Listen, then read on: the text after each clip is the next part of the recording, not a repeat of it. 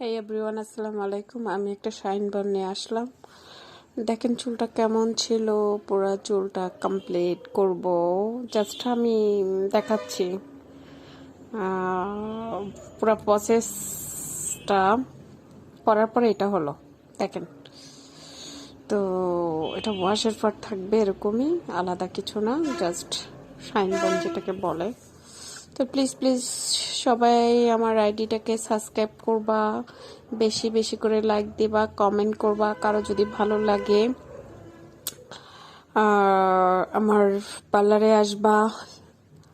সবাই ভালো থাকবা। আল্লাহ হাফেজ, বাই বাই, সাথে থেকো।